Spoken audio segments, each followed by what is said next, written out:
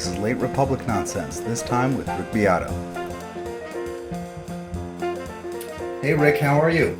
Hey Dave, very good. How about yourself? Fantastic. I'm so glad to have you on this episode. It's something that we've been meaning to do for a long time, and I want to thank you for being so supportive of my channel and the Substack and all the different efforts as I try to move towards video.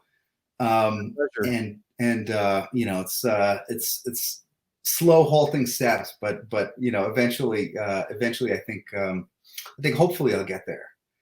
But I wanted to talk to you for a number of reasons, and there's a lot that we can get into. But first of all, how does it feel? I mean, when I watch your channel, and everybody knows who you are, you're the great music YouTuber, and the person, maybe the person most responsible today on the internet for getting people to appreciate and really fall in love with music. Especially through what makes the song great. I mean, that's where I first found you. It's probably where most people find you. Yeah. And it's amazing.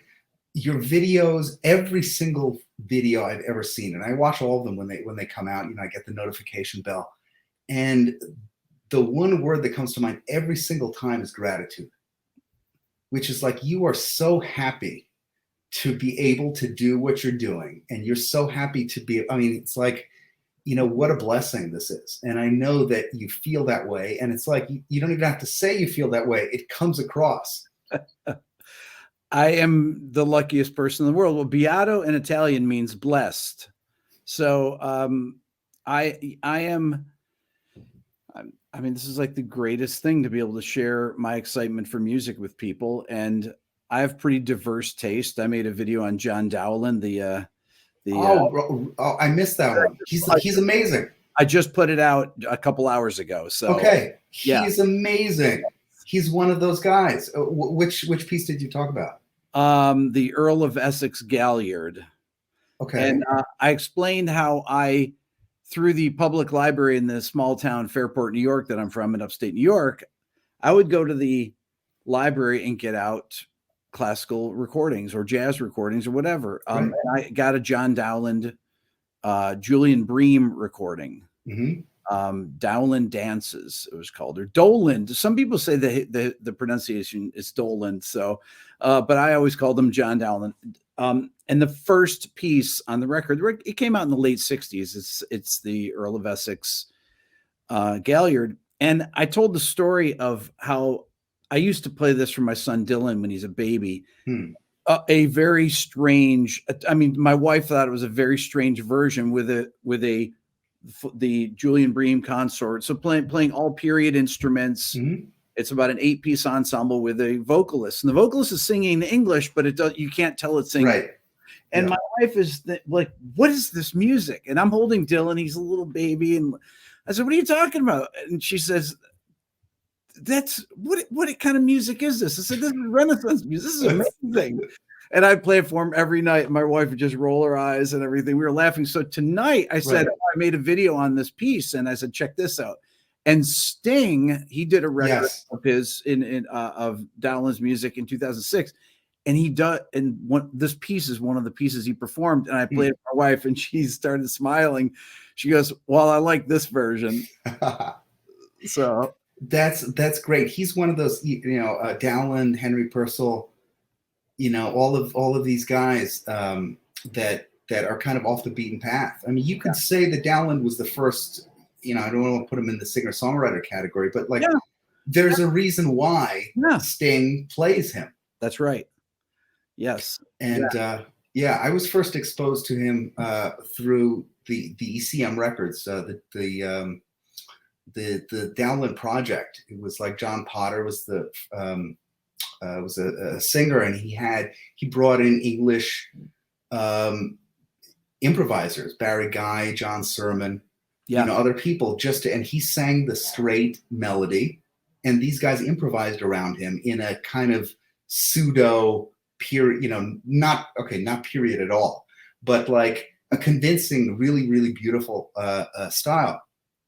And I remember there was they were playing in New York. They came over from the UK, from London, and they were playing one gig, and it was the same night as Stevie Wonder in Madison Square Garden.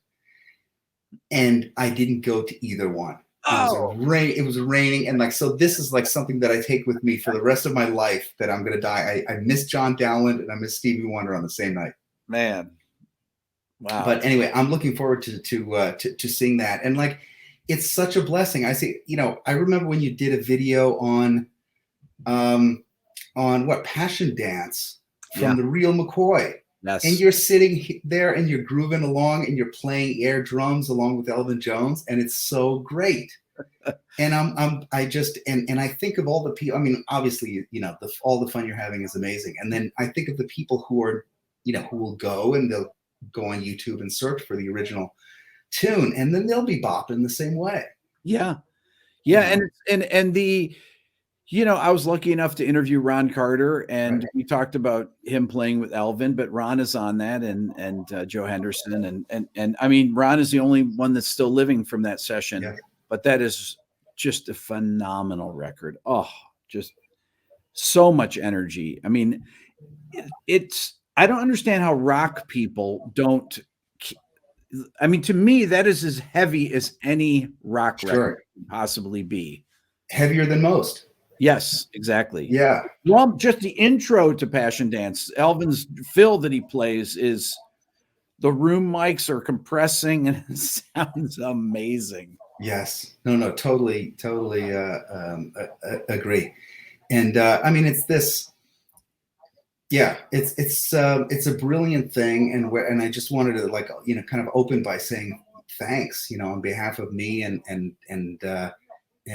everyone. I mean, I'll forever associate, your channel with, I mean, one of the great things, bringing Steely Dan to more people, because that's another thing that seems like, every so often it goes in, the tastes change and it goes into eclipse, and then people pick it up again and they really appreciate, what's happening. I mean, the Kid Charlemagne solo, like, really anything, you did a thing on Josie.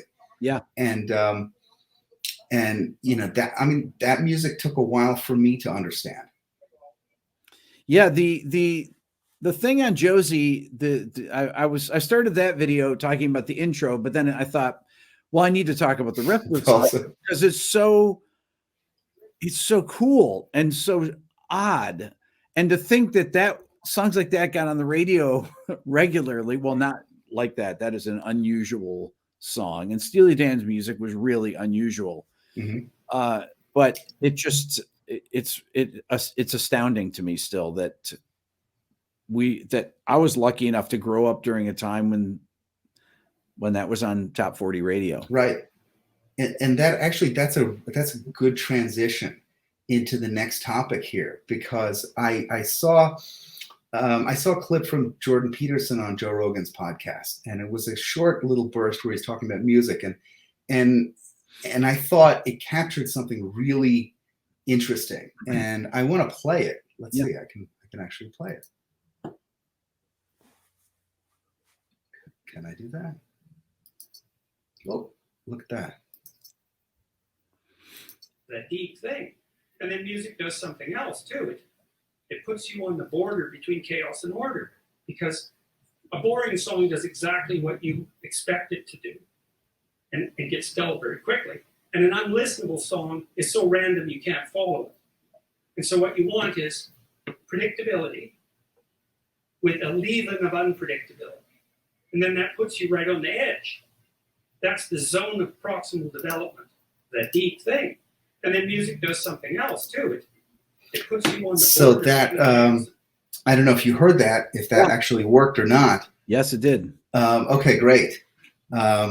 So yeah, it started me thinking about this and about something that I've been obsessed with for like 20 years or more, which is, where is that, he called it the zone of proximal development, where, which is a term in psychology where, wherein, as I have kind of subsequently read, the person, it's like the optimal point for the person to take in and to learn new things, which is just a little bit of unfamiliar with something familiar. The person is confident enough to sort of take that leap. They're confident enough to master, a certain amount and then sort of go from there. And that's a kind of good way of capturing what the act of listening to me. I mean, it's a good way of capturing, playing music and how you practice, but it also captures listening to music, which is something that I think we don't talk about enough, which is that what makes something pleasing, what makes something, where is that line between chaos and order for people? And part of the mystery is we don't know where that line is. Well, that What line, do you think? well, the line is probably different for different people. When I interviewed Sting, we talked about surprise. That's a term that he likes to use. The surprise notes. If you're a jazz musician, you'd call them color tones or upper extension, or things like that. That Sting just naturally hears in his melody writing. He knows where to put a flat 6 in, or he knows where to put a natural 6 on a minor chord, and get that. He knows what to do with the notes when he uses them. He uses them in a strategic way. Yeah. Strategic way. And those surprises are what makes you come back and listen again and again. And when a piece lacks surprise, as Jordan is saying, it gets dull very quickly. Now, as you listen to more and more music, get exposed to more music, not just through listening, on a peripheral level, but really intensely and analyzing, you get, I like to call it kind of an immunity to dissonance in a way, or you start to accept things that would have been really outside the bounds of something tonal, and then it becomes just normal to you. Mm-hmm. And I always wondered why I liked really dissonant music. It wasn't just that my dad listened to Oscar Peterson and Ahmad Jamal and Miles Davis and John Coltrane and Joe Pass. It was that I liked TV shows like Dark Shadows when I was a kid. And when I go back and listen to the music of Dark Shadows, for those of you that aren't 60 or nearly 60 like me, it was a show that was on from 66 to 71. And the music was really, there was a lot of modern classical music was right. You heard it every day. And I just love the sound of that. And I didn't realize that it was acclimating me to the sounds of 20th century music, classical music. But when I went back and listened to it later on with my thinking hat on, I thought to myself, wow, it wasn't just listening to jazz. It was watching that show. That's fascinating. I've never seen the show. Now I'm going to have to go see it. Yeah. The 60s, the main character, Jonathan Frid, the character was Barnabas Collins. He was a vampire, and it was a horror soap opera that was on 5 days a week. And there's over 1,000 episodes. Holy shit. Yeah. So I would come home from school every day and watch it. It was on at 4:00 in the afternoon, a half hour. They filmed a lot of the episodes live, so they'll have mistakes in there and things like that. Oh my God. Oh, that's amazing. It was amazing. Yeah. I mean, really, really amazing. And that's a lot of music for 1,000 episodes worth of films, worth of scoring. Well, they would have themes that would be associated with characters. There was a witch named Angelique, and she had a particular theme, and there was Josette and Maggie Collins and all these Quentin Collins, all the different characters had their own themes associated with them. Then they had all the incidental music, right? That when something was going to happen, they would play a particular theme. Oh wow! But the music was really, really great on it, and I think that was kind of a gateway for me. I think that people will accept much more sophisticated dissonant music if there's a visual that goes with it. Totally. If you listen to John Williams, if you were to listen to a John Williams, any of the incidental music, not the big themes in Star Wars, but things that happen in smaller themes that don't have the big fanfares, if you were to listen to it without the visual, it might sound really dissonant to an average person. But once you put the visuals of Indiana Jones falling in with the snakes and you hear the music, right. It makes perfect sense. It makes perfect sense, and people accept it. Yeah. So, well, this was, I think this was actually a big thing for a lot of people who were, you know, kind of your age and older. And, you know, I mean, frankly, even, you know, my age too. This is how they got acclimated to classical music, you know, even more tonal classical music. yes. Which is they watch cartoons. Yeah. Carl Stalling was, you know, John Zorn always talks about the influence of Carl Stalling, and you can absolutely tell, like, you know, the episodic music, Yeah. you know, stop, you know, where it stops and starts on the downbeat, and it's like, you know, it makes perfect logical sense in its little in the cells of music, and then, you know, it can make no sense if you add it all up, but like episodically it kind of works. And then, as you said, you put it with an image, and you know, the people accept it. Yeah, and I think People it's accept it more. interesting. I've always thought that, and since I've become a YouTuber, I realize how important the image is with the music. Okay, and I've thought that I think a lot of people would have gotten into more modern jazz, hard bop, things like that, if there was a visual element to it. Interesting. And even if you watch the So like concert footage, for example. Yeah. If you watch the TV show that has where they're doing So What, that you know, the black and white image, right. solos, and Miles is smoking a cigarette, talking with the other guys in the band, you know, and there's just something about it that when you see the guys perform, there's a different connection with the music. I think you understand it more. So I love that about YouTube, that you can go see all these old performances. And I think that a lot of people, there are performers like Oscar Peterson that a lot of his best work you can see on YouTube now that were not captured. They were captured from live gigs. Yep. On TV shows over in Europe at Ronnie Scott's or wherever. And, you know, his records didn't really capture the full scope of what Oscar Peterson was about.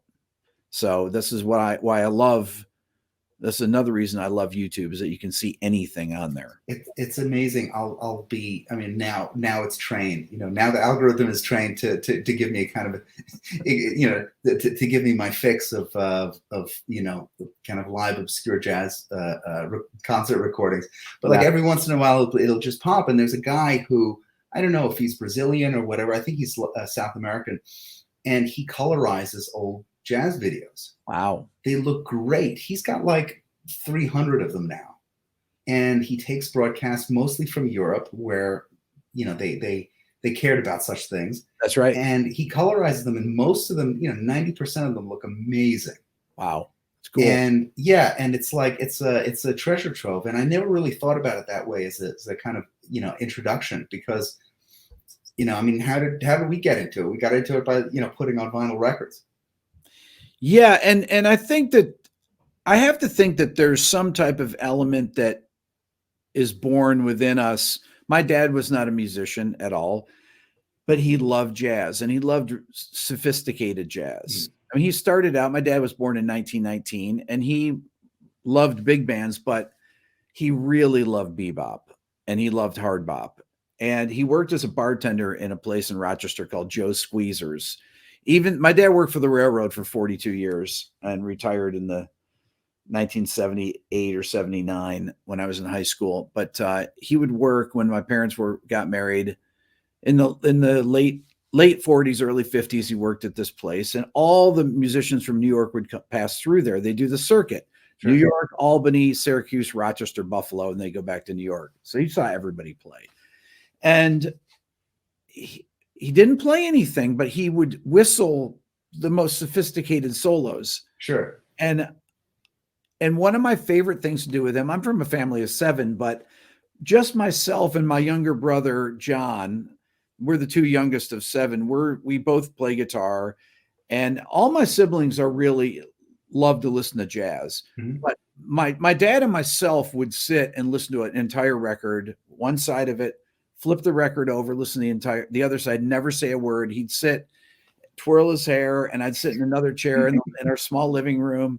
And that was our thing. And anytime my dad got a new record, we would do that. He wouldn't say anything. He'd like, oh, I just got this. Oh, cool. He'd go sit down, he'd put it on, and I would go sit in a chair and just listen to it. Never say a word, just listen to the whole record. And did you ever, the next day or something, or afterwards say, hey, Dad, it was an interesting thing that, Joe Pass was doing on the bridge of Stella? I didn't. He would go and buy records that he thought I should listen to. And because I played the guitar, my dad, would buy me Joe Pass records. He'd buy me Wes Montgomery records, and he would play them. And at first I didn't realize that I could figure the things out. It wasn't until just this one day that my dad had bought me Joe Pass Virtuoso. It came out in 73, but he bought it for me for Christmas. And he's like, if you ever learn to play guitar like this, you've accomplished something with your life. I was like, what? And my dad was a very simple guy, right? Yeah. He was so hip. And I let the record just sit there for a while. And then one day I'm like, I'm gonna try this out. And I would stand in my living room. I talk about this in my John Dowland video. My dad loved to play golf, and he had this little metal cup that he would putt into. And our living room was about 10 by 10. Right. I'd sit on the carpet and I practice putting, and I'd listen to jazz or listen to Renaissance music or whatever. And I'm listening to this Joe Pass, and it starts out with Stella's on there around midnight, How High the Moon, and All the Things You Are, Cherokee, and I mean just every standard you need to know is on this one record, Virtuoso, all solo guitar. So All the Things You Are comes on, and I'm listening to it, and I was like, I can figure that out. So I sit down with my guitar, I start figuring it out and everything. And my dad comes home from work about 4 or 5 hours later, and I was like, check this out. And then I started playing along with the record. My dad was just dumbfounded that I could figure it. He said, how did you learn that? I said, I just listened to it. But it was all that developing of my ear over the years and years and years of listening to it. So, and my dad was really into Jobim. That was his favorite composer. He loved Brazilian music, but he loved anything with any Jobim record my dad would buy, or any jazz player that had Jobim covers, Sinatra, whoever it was, he would buy all the Jobim records. Right. So. Yeah. I mean, that it's I think about harmony and melody, really. I mean, the rhythmic thing is harder for people to get a hang of, I think. I mean, if it's not in 4/4, if it's not in 3/4, if it's then people already are starting to feel like they're out at sea, right? In many ways, and that's most people. And that's, I guess, to be understood. I mean, not everybody grew up listening to Indian classical music, right? Where they have these long cycles of kind of rhythmic cells and things like that. But like the harmony and melody thing is interesting because maybe harmony is the first thing that you kind of, I don't know. I mean, melody is the first thing that you kind of sing. You're a kid, you hear a song and all this stuff, and so weird melodies. I mean, they're weird, but maybe you can kind of get a hang of it. Yeah. And then when you start hearing weird harmonies in songs, there's a limit. I mean, I have this perennial kind of conversation where I troll some of my Twitter followers, who are very kind of aesthetically conservative. And I just, and when they're trying to tell me like what good music is, good music is Bach or it's Beethoven or whatever, blah, blah, blah. But like, it's very hard to go and to put yourself in the time of Bach and Beethoven and to understand what their harmonic frame of reference was. And I mean, Beethoven, as better than anybody, I mean, he was pushing the limits. That's right. he was absolutely pushing. I mean, now it seems like old hat, and it's very traditional. You know, in the same way that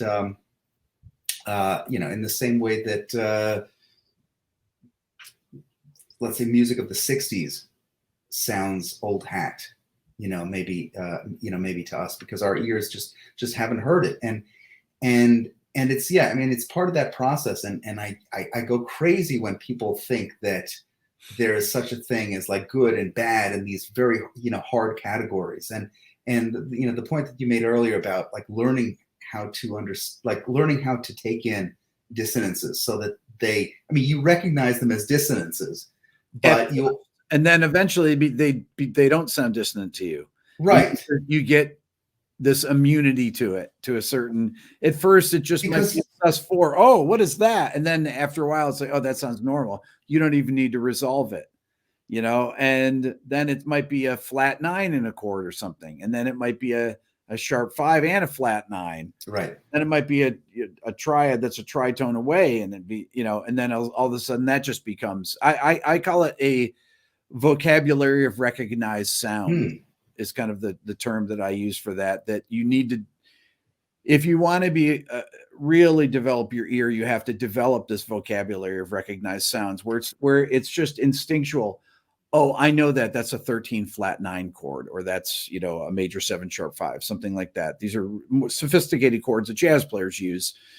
And then eventually you start to run out of those things, and then it gets into even more sophisticated music that you do microtonal music. And you do microtonal right. music. But very few people are open to new styles of music, and it's hard. People get locked into what they liked when they were teenagers, pretty much, or into their early 20s, usually through college or whatever. And then your growth is kind of stunted at that point, and it's really hard to stay open to new music. And when I do these interviews of people that I've done, I have an interview coming up this weekend with Al Meola. I'm going to tomorrow to interview Al over the weekend. And I went and revisited all the Return to Forever records, Al's solo records, and his play. I mean, Al has a lot of solo records that he's done since the 70s. Al's 67 years old. So when I'm preparing for an interview, going back and revisiting things that you haven't heard in forever, Return to Forever. Yeah, right. Yeah. And it's like, oh yeah. And then I listened to the, you know, Friday Night in San Francisco with Paco de Lucia and John McLaughlin, and then Elegant Gypsy and all his, you know, all the early solo records at the time. And I Land of the Midnight Sun, his first solo record, I forgot Jocko was on that. And Jocko was on that in 1975, even before he was on Bright Size Life. Really? Yeah. I didn't know that. I haven't heard that record ever. He's only on one track. He's on track 5. And Jocko was first actually on Paul Bley, a record in 74 with Paul Bley. And then he was on Al's record. Then he was on Bright Size Life. But really, Pat is the reason that people know Jocko, because he played with him down in Fort Lauderdale, or when Pat was teaching at the University of Miami in whatever it was, 72, I think it was, something like that. And then he went up to Berkeley in 73. Pat taught there. Right. And Al was at Berkeley. I don't know if the times, I think Al was at Berkeley in 71, 72, something like that. So, but it's really interesting though, that how those players were all connected. And this, I realized that in listening to those Return to Forever records, when Al was in the band, it was really progressive rock. It wasn't jazz like the early Return to Forever with Joe Farrell. They really became a progressive rock band, and with just different vocabulary harmonically, and it's really interesting. I hadn't thought about that music in so long. You go back, listen to it with my ears now being 60 years old and 50 more years of listening, and I have just a completely different impression of it. It's really, really fascinating. Interesting. I wonder how much that sound was influenced by Chick's Scientology. I don't know. I don't know. because there was I don't know the story. I mean, I'm sure you heard the story about him.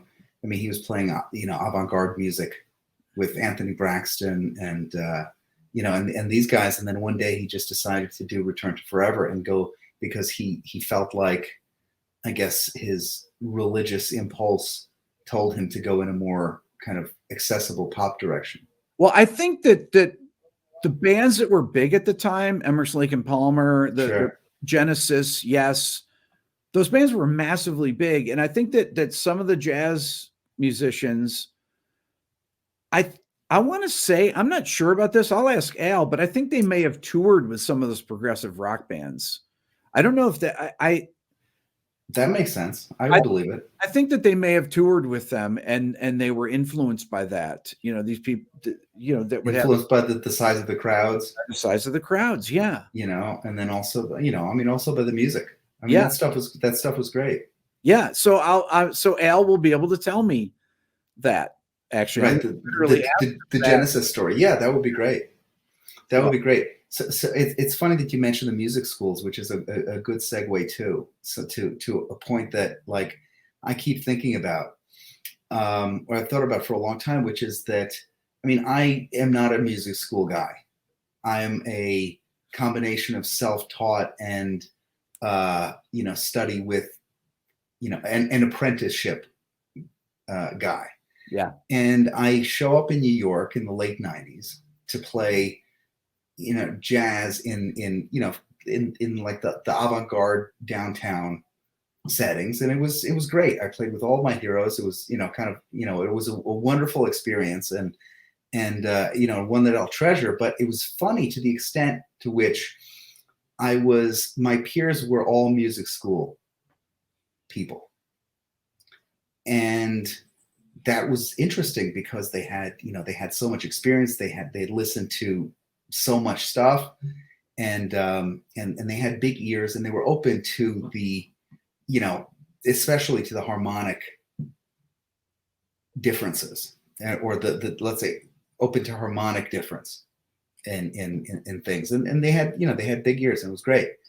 But I noticed at the same time that, while all my friends went to music school, none of the people in the audience went to music school. Right. Right. None of the people out there went to music school. And I thought, man, we do such a great job of teaching musicians how to listen.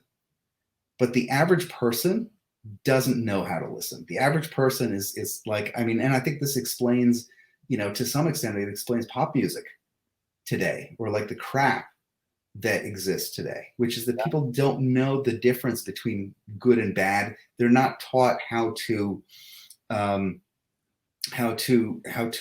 to music, how to process, how to say, you know what, I'm actually looking for something with a little more meat on the bone.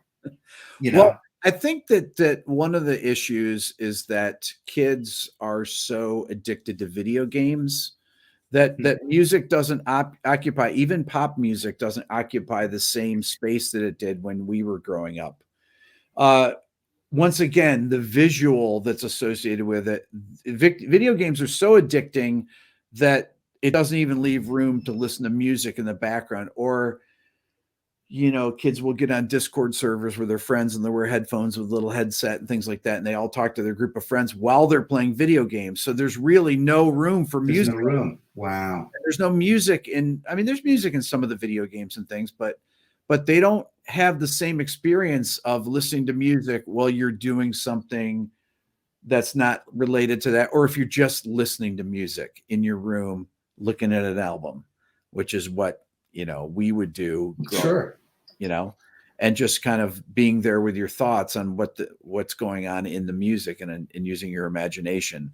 So that's a problem today, I think, and why people just don't even care if every voice is auto-tuned. People are like, oh, AI will never take over anything. I was like, are you kidding me? It already has. It already has. Yeah. I mean, you start computerizing voices, and I'm always rant about auto-tune, things like that. Yeah, keep auto-tuning things.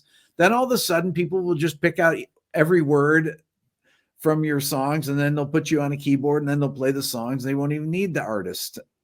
Right. Things are so auto-tuned, it doesn't even sound like a human being anyways, right? So you remove all the nuance and humanity from it. And what do you need this actual real singer for if all the work's being done by the DAW, you know? So Right. But I never thought about this, about the video game aspect. yes, it's really insidious. It robs kids of their interest in I think it really robs kids of their imagination. Because it is so all income. It's not like watching TV. Sure. It's because of the fast reactions and the way that they play the games, and the games are just, you have to be totally immersed. You have to be totally immersed. Yeah. And now they'll have the Oculus on or whatever, you know. Oh my God. Play those things. Then you're really totally immersed. Sure. And you're swiping with lightsabers while the music's going on and it's playing whatever it's, you know, whatever's getting licensed for the things. Yeah, I mean, look, it's whatever. This is actually an idea for a piece, or, you know, maybe a video. Like, will there be music in the metaverse? Right. Does there need to be? It's an open question. It's an open question. You know, I mean, if you know, if it is, I think one of the things that I keep coming back to is sort of, you know, we're like the last of the analog generation, which means we approach digital things as if they have some kind of a relation to the real world. Right. And for people, I mean, I'm sure, like, you know, for your kids who grew up in it, that link doesn't necessarily have to exist. Right. And I think that's a fundamental break and a fundamental, you know, shift in what, you know, what it means to be human, what it means to, you know, to do all these things. And I don't know what the answer is. I mean, you know, the answer is, like, I'm just kind of scared shitless for, you know, for when we disappear. Well, I when I was growing up, three of my four grandparents were born in the 1800s.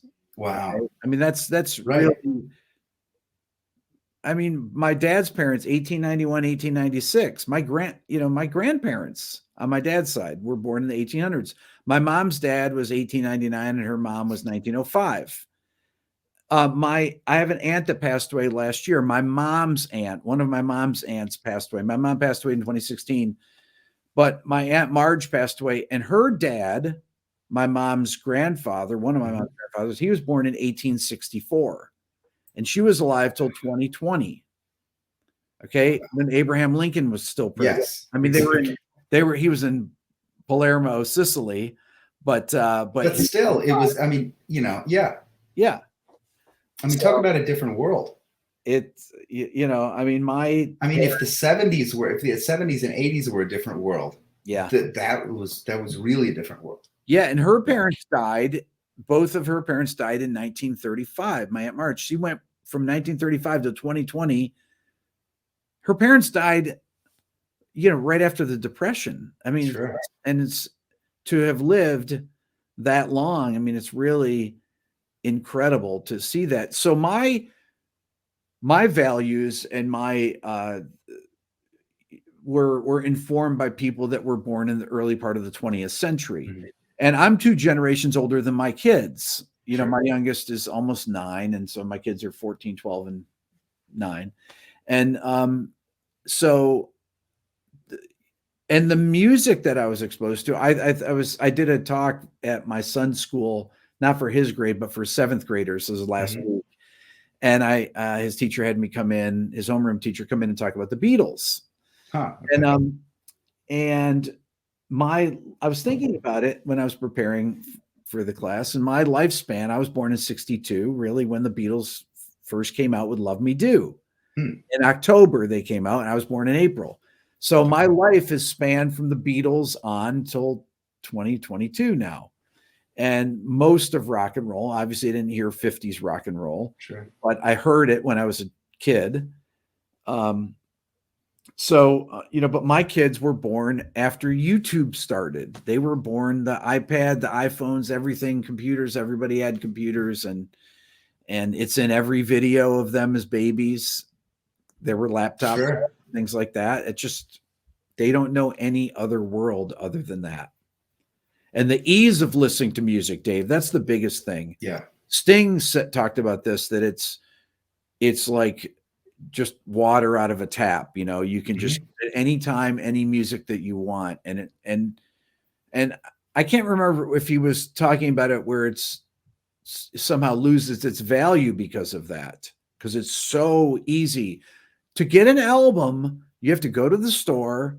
You used to have to buy it, you have to take it off, you have to check it to make sure it's not warped when you get it. Otherwise you're going to bring it back. You look at it, you flip it over. Does it look good? Okay, let's put it down. Let's see what it sounds like. And then you physically, depending on what kind of turntable you had back then, there's all the physical elements of it. And then it's actually floating in a groove and producing sound. I mean, I'm sure you remember as a kid learning what the turntable was and how to use it and how you take, and maybe your dad showed you, you take the needle, the stuff, you put it on the groove and you hold it from both ends. You don't grab the sides. Yeah. And he would freak out when first. Sure. Oh my God. And you'd run into it or something like that. And it's just, you jump up and down and the thing would skip. Yeah. And, but yet we were like, whatever, 5-7 years old and like changing the records, because that's what, these days, would you give, they don't even know what that is. Right. I remember I had the damn, I had the picture disc of Mary Poppins. Mm-hmm. And it was Mary Poppins on one side, and on the other side, there were both Julie Andrews, Mary Poppins, and it was one with the supercalifragilistic, and then the other side was with what's his name, with Dick Van Dyke in the chimney sweep, right, kind of segment, and you used to stare at that. Yeah. And look at it and just like my going through my parents' old records when I was a kid, like the first moment that I learned this is you can play these things, I was like, okay, what do you have? Just or put on a record and it's like, that sounds weird, and it's on 45, and you put on an LP. What's wrong with the record? And then it's on 45. Change it back. Take the needle off, turn it, Right. Yeah. The whole thing. So it's like, okay, so with your kids, what are you doing to sort of keep them grounded, to have some,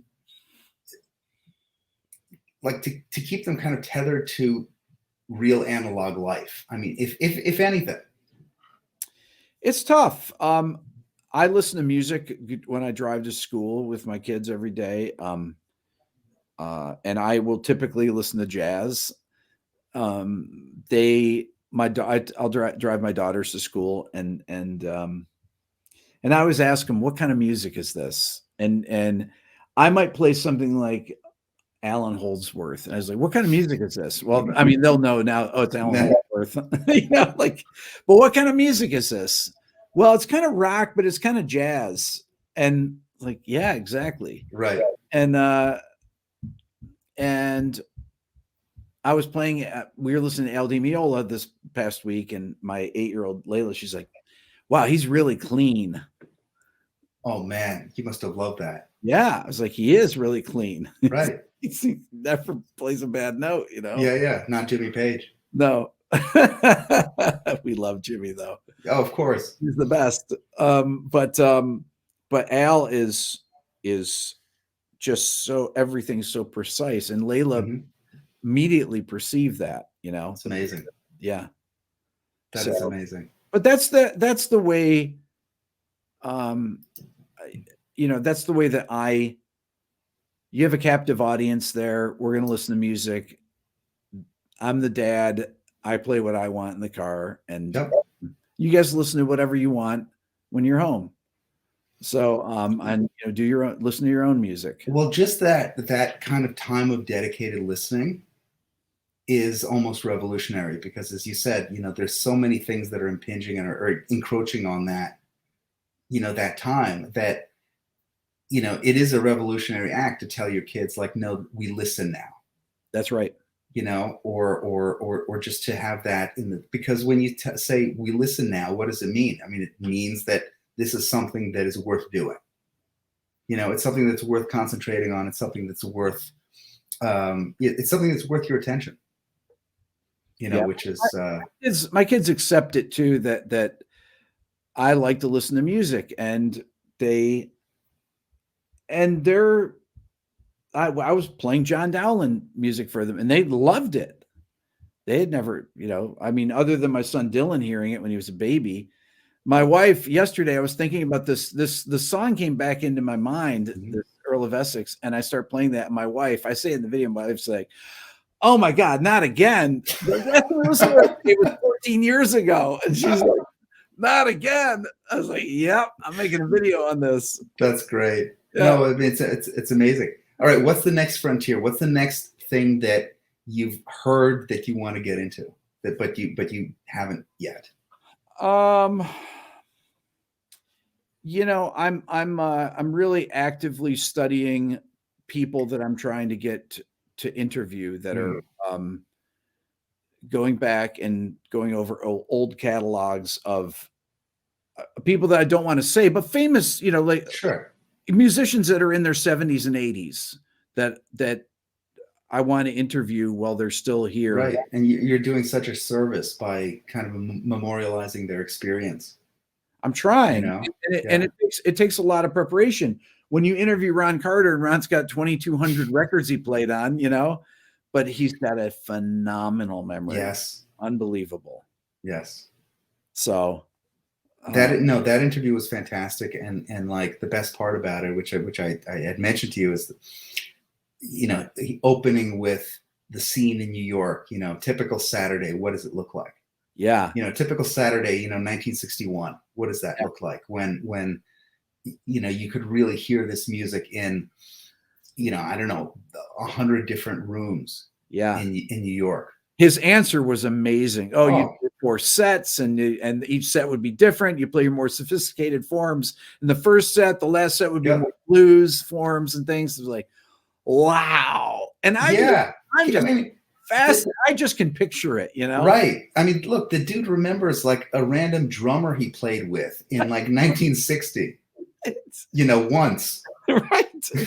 I mean, really. But of course, these, when so many standards like Ron does, and you're constantly thinking, you have lead sheets in your head, and you're listening, and this is pretty sophisticated stuff when you're the bass player in a jazz group. I always would say about, people talk about Ornette, and I'd say, man, Ornette never played his music was not outside at all, because Charlie Haden played the right bass note under every melody he played. Right. Charlie's ear was so developed that everything sounded so melodic, because it was, Mm-hmm. So that ability to listen. And Ron said in the interview, I asked him about Maiden Voyage and about Speak No Evil, those records, and talking about the harmony. He was like, well, the harmony was after I played the bass notes under those chords. then they made sense. Right. Exactly. I was like, yeah, that's true. So yeah, look, he's the one guy I got that from the interview too. Like he understands his responsibility, in the music, and Charlie did as well. Yeah. And Charlie's the guy who made me want to play the bass.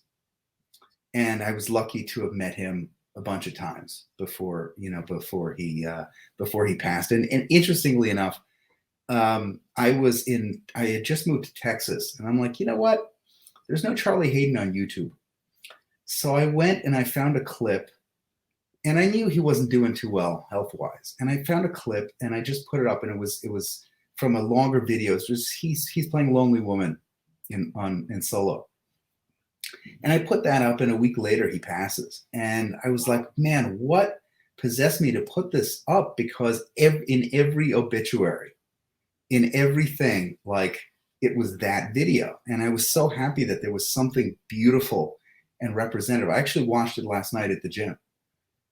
You know, I don't know why. I was like, I just need to hear this now.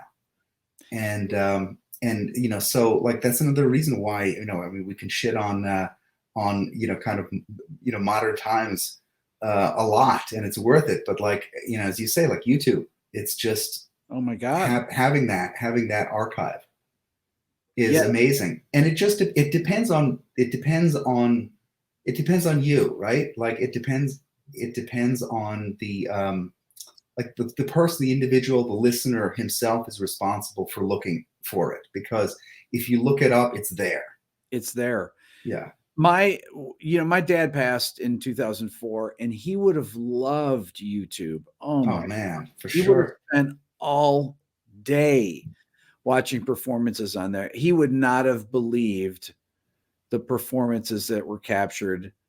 I you know, I think of him every time when I'm going through you know, you can just go through these things where you watch concert after concert. And yes, I always think of my dad, you know, I just imagine us sitting in front of a TV watching it instead of just listening to the record. Sure. And he would have been mesmerized that all these things are available that you can watch anytime for free, you know? Yep.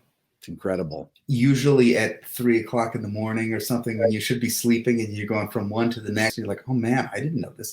And these rabbit holes that used to require trips to the library. Yes. And like, I mean, we used to get in the car. We used to go, like, you know, I lived, you know, grew up in Jersey. We used to drive half the state, you know, down to Princeton, you know, Record Exchange and places like that. Like, oh, I heard there was a record store that sold, you know, these bootlegs. And, you know, I mean, it was really a pain in the ass, but you had to want it.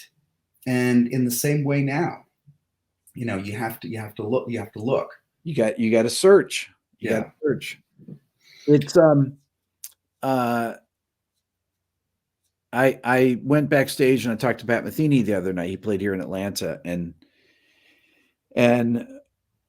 you know, we were talking about YouTube, and he said about the interview that I did with him, and he, you know, he didn't know, he doesn't watch YouTube very much, and I think he thought that the interview would get about 5,000 views. It's got 1.5 million views. And I said, Pat, there's a lot of people that are interested in hearing what you have to say about all the music that you've played in your life. And that's a lot of records. I mean, he's been making records since 1974 with Gary Burton, you know, pre Brightside Life. Right. And there's a lot of experiences to recount for him, and he's only 67 years old, you know. I didn't get to meet Charlie Haden. I mean, I saw Charlie Haden play in the 80s. Was the last time I saw him. I actually was at the Village Vanguard with Pat and Billy Higgins in 1986. 1984. I saw it. Oh, okay. And I have a bootleg, and Pat told me that and I didn't get this in the interview. This was in the lounge before or after the interview. He said that a lot of the best things that they did were from live gigs. And I said, you know, I have a bootleg from 1984. I need to get it to him. And I fixed it up where you can really hear the bass. It was done with I recorded it with a Walkman. And bootleg that you made. That I made, yeah. Oh man, that's amazing. Like May 4th, 1984. Wow. And I was sitting right in front of Pat with two of my friends from Ithaca from college. Mm-hmm. And we heard that he was playing, and I said to my buddy Tom, I was like, you know, Pat's playing down at Village Vanguard tonight. And he's like, let's go. It's 4 hours from Ithaca to New York. I was like, are you serious? Like, yeah, we'll go get tickets. Well, let's leave right now. So we skipped our classes and went. Perfect. And yeah, so it was, you know, it was great. We got there and they were setting up, and we went and got our tickets and stuff. But that's the last time that I saw Charlie. You know, but whoever's, you know, still here, you know, I mean, since my channel started, we lost Chick. We lost, I mean, there's, you know, so many people, Alan Holdsworth, and, you know, you're losing people every day now. It's, and with that, you lose the history. I mean, to ask Ron Carter, what's the difference between playing with Elvin Jones and Tony Williams? How many people can answer that question? Sure. Right. So, and as the bass player, as a bass player, and then about McCoy and Herbie, right? Difference. And yes, I don't know why I thought of those questions. I didn't. They were perfect questions. Yeah, I just was. Yeah. But it's the question. It's the question that every jazz freak wants to know. Right. You know, which for you? yeah. You know, which is great, because at the end of the day, I mean, a lot of these guys are kind of sick of doing bullshit interviews, right?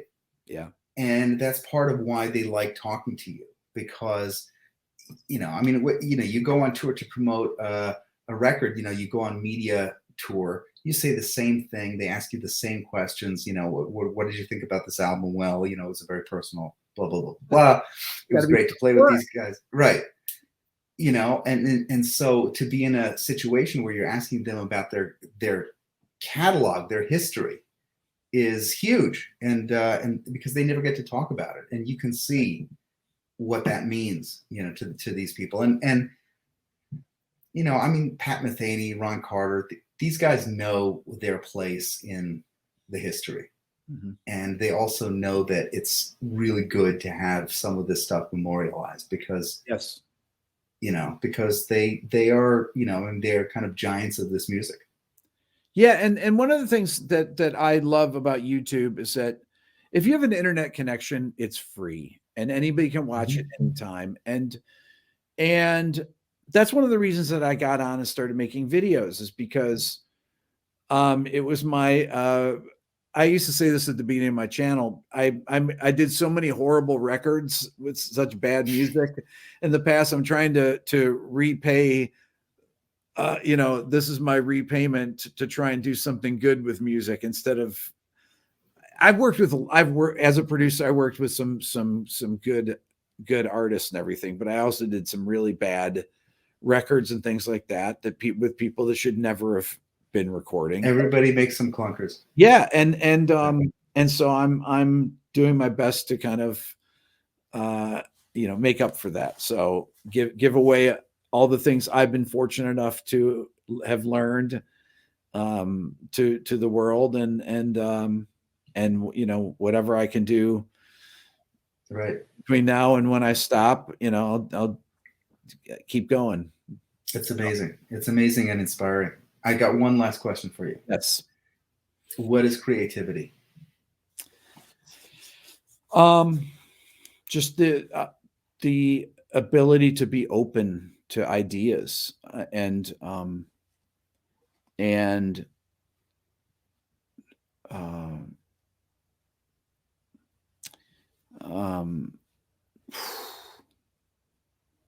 creativity. It's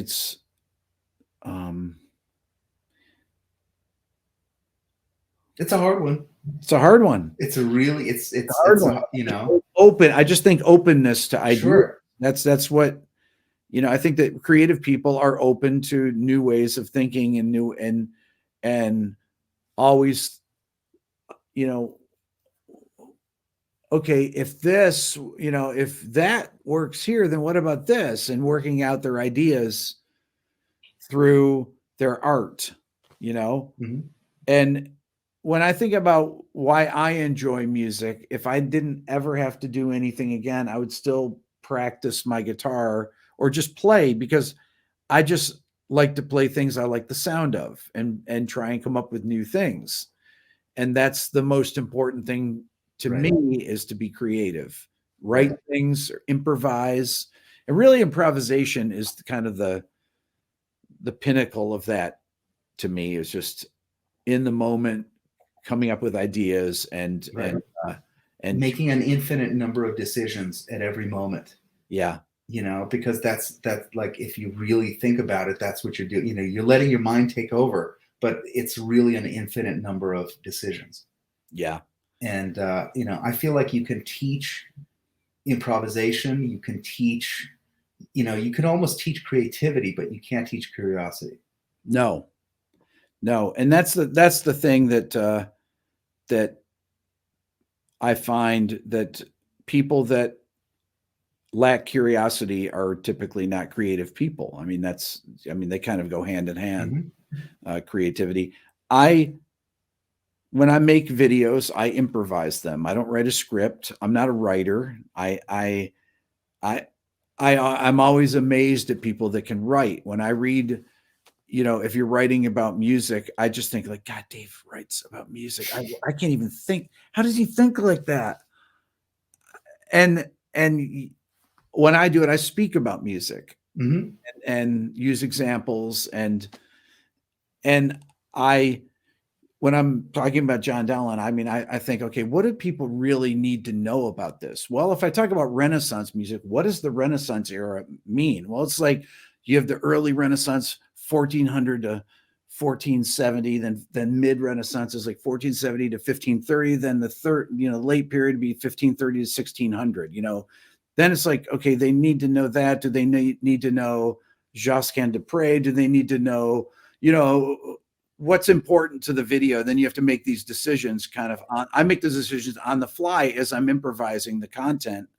What is the important elements that you make, but also make it interesting to watch? You have to have a narrative, and the narrative is my wife. The funny part is always trying to find that thing, What's the hook? What is that? Yeah.